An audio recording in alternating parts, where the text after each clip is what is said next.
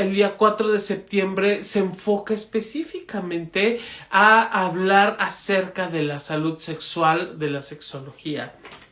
Y bueno, ¿cómo es que surge este día? Fíjate que en el año, o desde cuándo está, en el año del 2010, ya, o sea, ya tenemos, vamos a cumplir 12 años con este Día Mundial.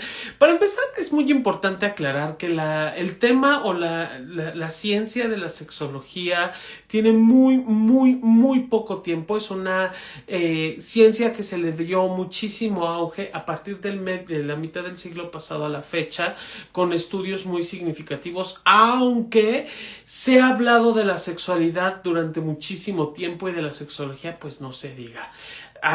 Ya como tal, como ciencia, es muy joven, alrededor de 50, 60 años, tendrá un poco más, de donde ya se empiezan a hacer investigaciones claramente objetivas hacia el entendimiento de la sexualidad.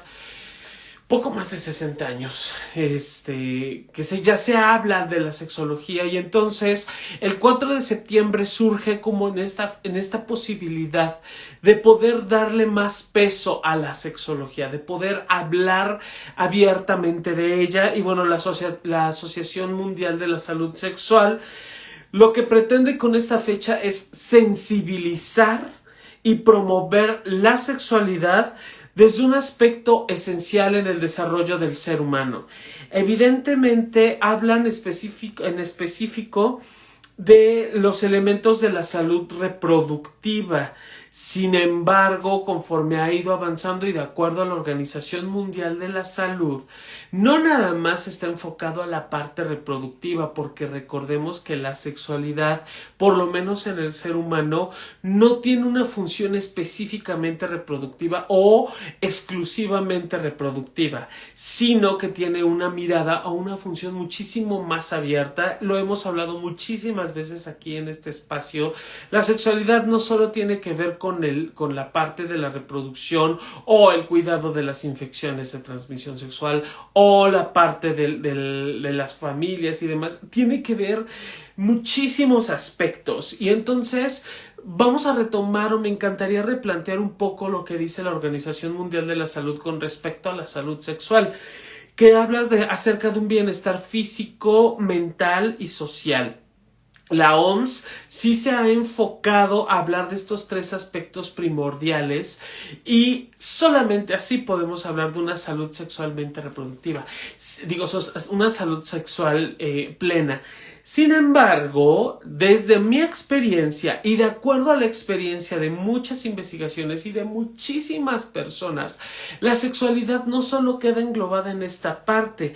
También podemos hablar o podemos ver cómo tiene la atención, sí, la respuesta sexual humana y las expresiones de la sexualidad, porque no es lo mismo cómo expresamos la sexualidad los latinos a las personas que viven en países nórdicos, a las personas que tienen alguna cultura o parte de la cultura oriental, a las personas que tienen, es más, hasta dentro de las mismas comunidades o dentro de los mismos países, existen diferentes formas de expresar nuestra sexualidad. Un ejemplo de ello es y que tiene que ver mucho con aspectos sociales, y ustedes me van a decir, ¿cómo? Es esta parte de los rituales que tenemos entre los 15 y 16 años, principalmente con las mujeres. Los judíos utilizan judías y judíos utilizan algo que se llama el Bar Mitzvah, que tiene más o menos la misma intención.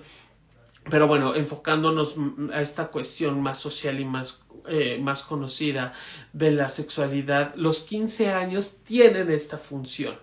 ¿Cuál? La de ser mostrada a una persona, en este caso una mujer, porque es más común en las mujeres, que sea presentada ante una sociedad como una persona lista sexualmente o físicamente preparada, aunque no sé si mental y emocionalmente, para tener hijos. Y entonces tenemos una serie de bailes y de danzas en donde la parte del cortejo hacia la quinceañera está garantizada. No de en vano son los chambelanes, y no de en vano bailan entre todos con ella, en un afán, como culturalmente hablando, en un afán como de demostrar quién es el más poderoso o quién es el macho alfa dentro de estos 4 chambelanes. Digo, es muy simbólico el asunto, no vayan a creer que que tiene que ver así, pero sí hay raíces en esta parte. Incluso esta cuestión de las famosas carpas rojas, donde se encerraban las mujeres literal en una carpa y hablaban acerca de la menstruación y hablaban acerca de las relaciones sexuales, de la actividad sexual que como mujeres después de determinada edad ya tenían que empezar a cumplir. Entonces, también habla de experiencias, de afectos. Por afectos vamos a entender esta parte de con quienes me gusta vincularme eróticamente, con quienes me gusta vincularme sexualmente, con quienes me gusta vincularme desde esta parte de las relaciones mucho más estrechas. Entonces interviene el género.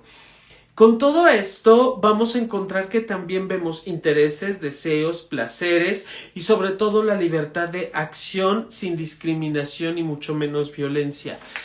Esto es lo que nos dice la OMS y justo el Día Mundial de la Salud Sexual va enfocado a atender esta necesidad que tienen o que presentamos la humanidad. ¿Y por qué lo digo necesidad? Porque si no existiera esta parte de la coerción, de la violencia de los derechos, de la violencia del ejercicio de mi propia sexualidad, entonces otro sería el cantar que estuviéramos experimentando. Y bueno, algo muy importante que también señala este Día Mundial de la Salud Sexual es que tenemos que hablar de la sexualidad sin distinción de edad, de rol de género, de grupos, de contextos, de identidades de género. Es importantísimo esto de las edades, por ejemplo, porque hay muchísimos mitos al respecto, principalmente con pequeñas y pequeños o en las primeras etapas de la infancia, donde es como, ¿cómo le vas a hablar de esto a los niños? O ¿cómo les vas a decir esto a las niñas? Esto está mal, o desde un concepto moral no es lo más adecuado porque vas a despertar en ellas y en ellos cosas que no o dudas que no deben de existir y bla, bla, bla, bla, bla, bla, ¿no? Como siempre he dicho, a veces es tanta la moral que se hace doble, porque al final del día los niños y las niñas no dejan de encontrarse con los videos en el internet o con algunas publicaciones con una sexualidad bastante explícita. O ya no nos vayamos tan lejos, esto al alcance evidentemente del teléfono está el teléfono celular, incluso existen candados. Por algo nosotros aquí en Sexología sí, en Sayume sí, utilizamos algunas letras que cambiamos por números, porque los algoritmos al leer la palabra sexo, al leer la palabra pene, al leer la palabra vulva, evidentemente no tiene una connotación desde la parte científica solamente, sino que le meten como esta idea bizarra de la sexualidad y entonces pornográfica y bla bla bla bla bla. Se supone que el 4 de septiembre la Asociación Mundial de la Salud Sexual retoma justo para ir regulando todas estas cuestiones y poder encontrar un punto de equilibrio entre la educación o la mirada de la educación y un punto del literal el placer, porque hay personas que sí disfrutan de este tipo de expresiones placenteras y pues desgraciadamente no está regulado. Y entonces tenemos a niñas y niños que van adentrándose o que van identificando o reconociendo en este despertar sexual, en esta satisfacción de la curiosidad, van encontrándose este tipo de situaciones y entonces quienes resultan que los que se espantan son los papás, las mamás, de que, ¿qué está viendo mi niño? O incluso a veces ni ellas ni ellos, sino otras personas, otros miembros de la familia, quienes sí les cuesta mucho trabajo. Esto a pesar de que estos acuerdos internacionales nos marcan que como país tenemos la obligación y el derecho de brindar información científica veraz y sobre todo actualizada acerca de la sexualidad, pero aún allí hay un gran tema que tenemos todavía por crecer, por corregir, por conectar. Tenemos un punto muy importante en este sentido que los inicios de las prácticas sexuales no son el único motor para designar o hablar del Día Mundial de la Salud Sexual. Como te mencionaba, hay muchos aspectos desde la parte de la agresión, la violencia, y protegidamente lo vamos a abordar en este instante, como los famosos feminicidios, o bueno, no famosos porque tengan un plus o una parte linda, sino porque sabemos que es una situación que a nivel latinoamericano estamos viviendo y a nivel mundial todavía con muchísima fuerza, y una gran ventaja de ello es que ya se está hablando. Una forma de poder prevenir el feminicidio es justo educar en equidad e igualdad de género. Cuando hablamos de equidad y de igualdad, vamos a entender equidad, que todo sea equitativo para la expresión y la vivencia de la sexualidad. E igualdad hace efecto o tiene efecto desde la perspectiva de los derechos personales. Tenemos que allí sí que hablar de cuestiones igualitarias, es decir, los mismos derechos para todas y todos. Y como vemos, en ese sentido nos falta muchísimo todavía por educar, por abrir, por tener estos conocimientos, o las personas que estén completamente preparadas para abordar acerca de este tema. Porque hay un punto súper importante que a mí en lo particular no me ha tocado vivir dentro de instituciones educativas, que tiene que ver con el placer. Se nos educa desde el miedo, evidentemente, se nos educa desde el pero no lo hagas, pero no estás a tiempo, pero no estás preparada, pero no estás listo. Pero no se educa desde el placer. Allí hay una gran área de oportunidad, donde sí tenemos que hablar de que hombres, mujeres, adolescentes, niños y niñas sí viven y sí vivimos una parte placentera, y tiene que ver con respuestas fisiológicas. Considerando esta parte y retomando esto del Día Mundial, es importante reconocer o ubicar cuáles son las áreas especializadas en la sexualidad, o quienes tenemos la obligación de especializarnos, más que la obligación, la responsabilidad de especializarnos en áreas tan específicas como la sexualidad. Evidentemente la medicina, porque es un área que ya de por sí lleva mucho contacto con el cuerpo. Sin embargo, y tristemente lo quiero mencionar, no todas las médicas y médicos en este país, y por lo que me ha tocado escuchar y compartir en otros espacios internacionales en Latinoamérica, no todas y todos están preparados, los médicos y las médicas, para recibir este tipo de información.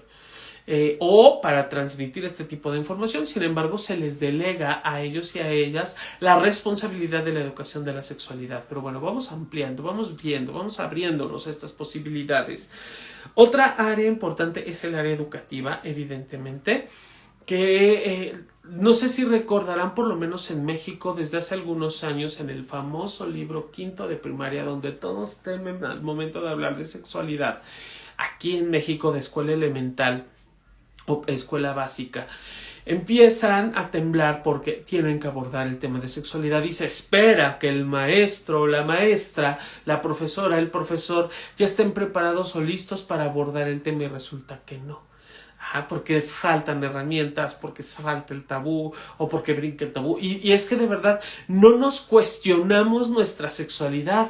Cuando me he preguntado en qué momento me di cuenta que me gustaban los hombres, o me gustaban las mujeres, o me gustaba tal situación o circunstancia, o dentro de mis fantasías empezaron a brotar situaciones específicas o especiales al respecto de la sexualidad, no los tocamos, no me las cuestiono, no me cuestiono cuándo me di cuenta que soy hombre o cuándo me di cuenta que soy mujer, corresponde mi sentir con mis órganos sexuales, ¿sí o no?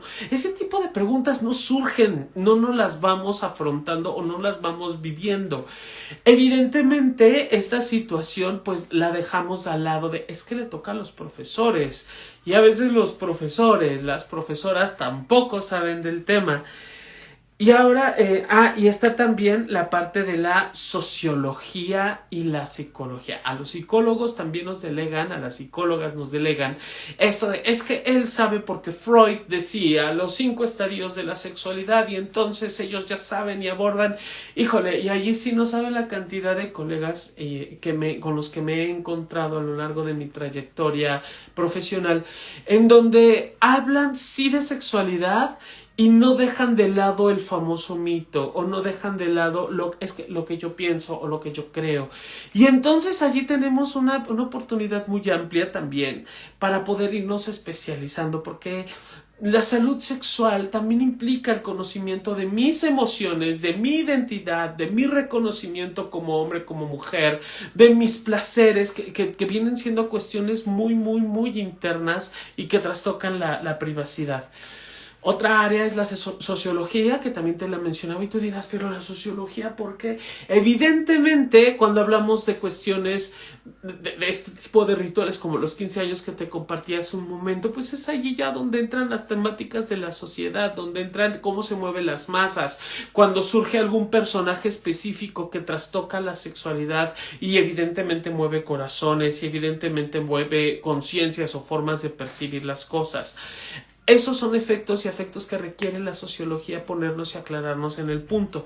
Y entonces allí ya vimos las tres áreas primordiales que toca la sexología: la parte emocional o mental, la parte social y la parte física. Sin embargo, hay otras áreas como la antropología, en donde podemos ir descubriendo el comportamiento de culturas, la actitud, cómo vivían las diferentes culturas la sexualidad, que allí también hay una gran brecha.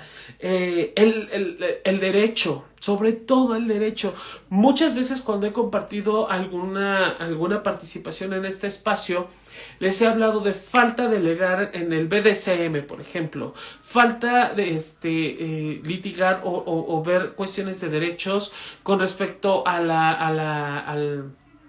a la adopción entre personas del mismo sexo, o cuestiones maritales, o cuestiones, todas estas situaciones que trastocan el derecho civil o incluso el derecho penal para las personas transexuales, por ejemplo, que a dónde van, a la cárcel de hombres o a la cárcel de mujeres, y todo determinado porque si tiene o no pene, cuando va muchísimo más allá.